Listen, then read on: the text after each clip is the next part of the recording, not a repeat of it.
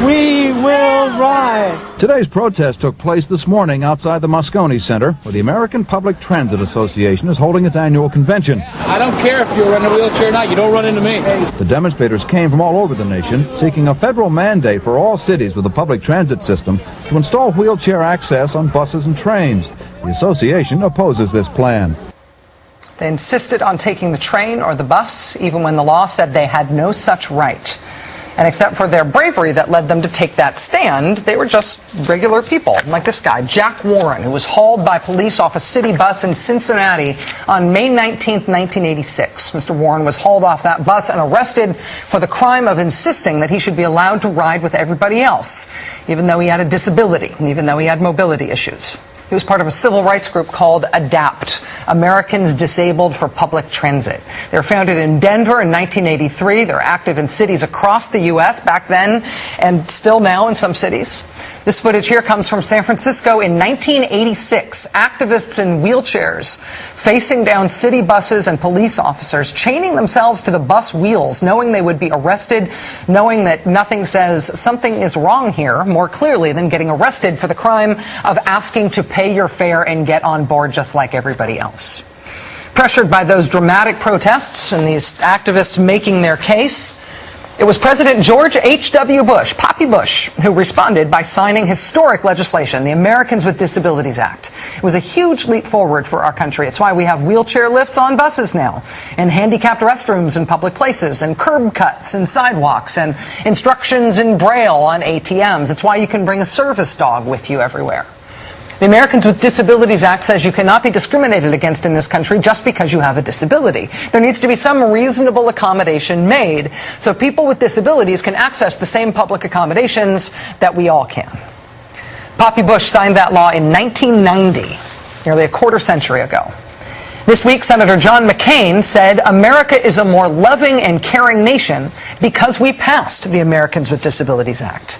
And the reason that John McCain was saying that publicly this week is because this week the United States Senate had been considering a treaty modeled on the Americans with Disabilities Act to persuade other countries around the world to do what we have done, to treat our law like the gold standard for all countries, to which all countries should aspire. It's kind of flattering, right? I mean, our civil rights advance, one that was hard fought, but won. Our civil rights advance, a model for the world. So far, this treaty has been signed by 154 countries, including the U.S. It's been ratified by another 126 nations, not including the U.S. President Obama, in other words, signed it a couple years ago, but it has not yet been ratified by the United States Senate. To be clear, this UN treaty would not require anything from us at all. We already have disability rights and a legal framework for enforcing those rights. This treaty just pushes other countries to do what we have done. By ratifying that treaty, we would commit on an international level to what we already believe in here. Ratifying that treaty would help us lead the rest of the world to catch up to that historic leap that we took as a country back when President Bush I signed that landmark legislation. And with the exception of a nutso black helicopter conspiracy theory on the right, championed by failed presidential candidate and failed Senator Rick Santorum, who I should mention is now a columnist at a white secessionist birther website. That's his job now. Except for his nutso black helicopter conspiracy theories, ratifying this treaty was sort of a political no-brainer. I mean, this treaty has bipartisan support and not the usual token bipartisan support. I mean, this has the real thing, real bipartisan support from leading Democrats and leading Republicans. This treaty has vocal support from veterans. So many of them return from war with disabilities sustained in the service of their country. Veterans are as potent a constituency as you will find in American politics today on both sides of the aisle. Decorated Vietnam combat veterans John McCain and John Kerry, these two men who have been rivals in the Senate on everything short of which way is up and which way is down, these two men have been bipartisan leaders together on this treaty. The UN Convention on the Rights of Persons with Disabilities has united the seemingly ununitable. And so the vote was scheduled today in the Senate. Ratifying a treaty takes a 2/3 vote, so you need 66 yay votes. Former Senator Bob Dole was there at the Senate for the occasion, in his wheelchair after a hospital stay.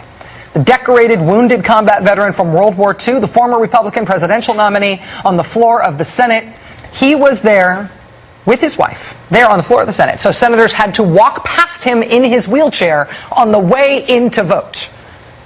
And the Republicans in the Senate voted no. The UN Treaty on Disability Rights got 61 votes from our Senate, which is a majority, but you need a 2/3 supermajority to ratify a treaty, and only 8 Republicans voted for the treaty.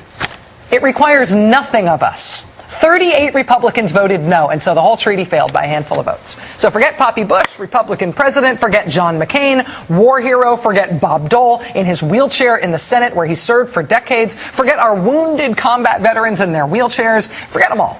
Republicans are now instead going with Rick Santorum and the nutso black helicopter theory instead. Now, this year, in 2012, they did that today. Amazing. Joining us now is Steve Clemons from the New America Foundation. He writes at the Washington Note and at the Atlantic magazine, where he's Washington editor-at-large. Steve's also a former policy advisor for New Mexico Senator Jeff Bingaman, where he worked on a bunch of different international agreements. Mr. Clemons, thank you for being here. Great to be with you, Rachel. Am I being naive to have thought that this was going to pass? No, I think a lot of people thought it would pass because of all the treaties that are pending, this one would have seemed like the easiest to pass. There's a Law of the Seas treaty. There are other treaties out there that have been pending for a long time.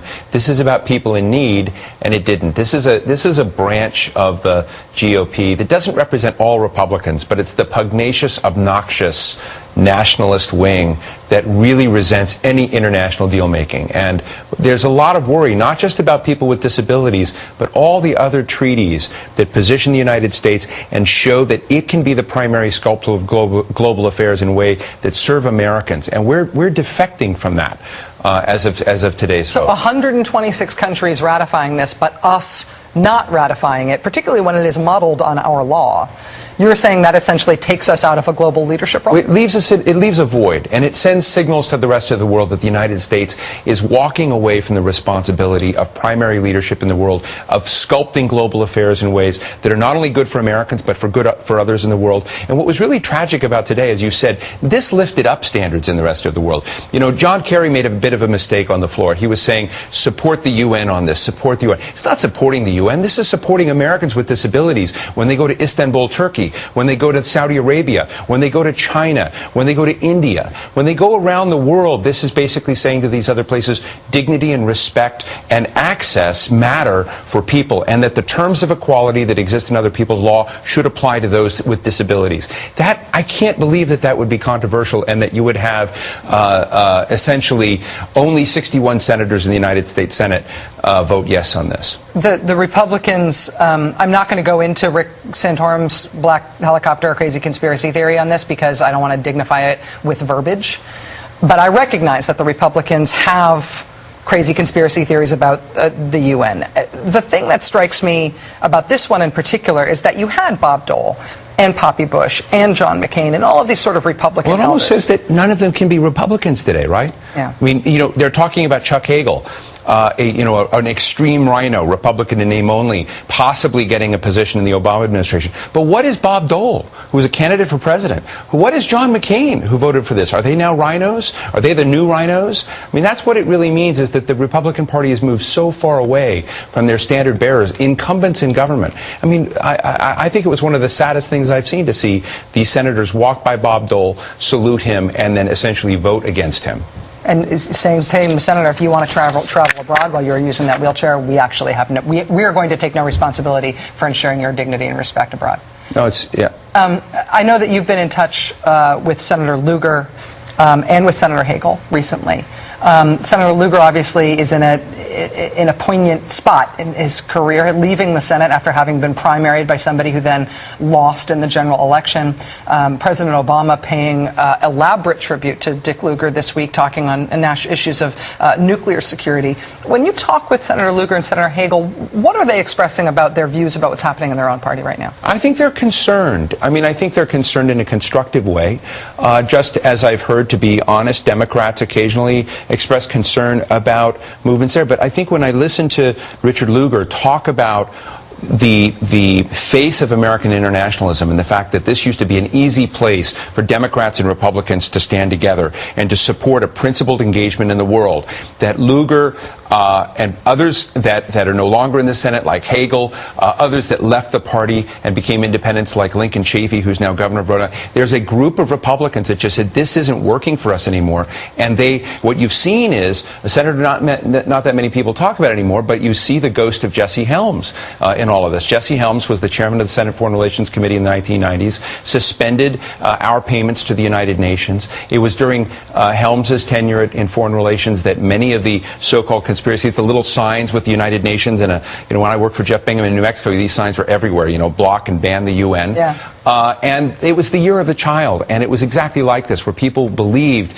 that they were going to be told how to raise their children, and that's what essentially came undone. This is that the Homeschooling League began to animate voters because they believed that this treaty would somehow circumvent American sovereignty and would basically result in people losing control of their children. So it's a fantastical, horrible interpretation of a treaty that would have been very, very good for this. And I think you don't want to talk about Santorum, but Santorum is a lawyer, and he was a lawyer before he ran, and he knows better than what he did. And that's what's sad. Is Lugar is the best in the Republican Party, is a great leader, great principled person who's helped made the entire world safe. None Lugar, dismantling and disabling nuclear weapons and materials has been so vital. But I tell you, the United States is in a fragile place in the rest of the world, because a lot of our allies doubt our ability to stand with them when they're in trouble, when we have these kinds of things. And we need to communicate to them that we're going to be there. And right now, when you look at the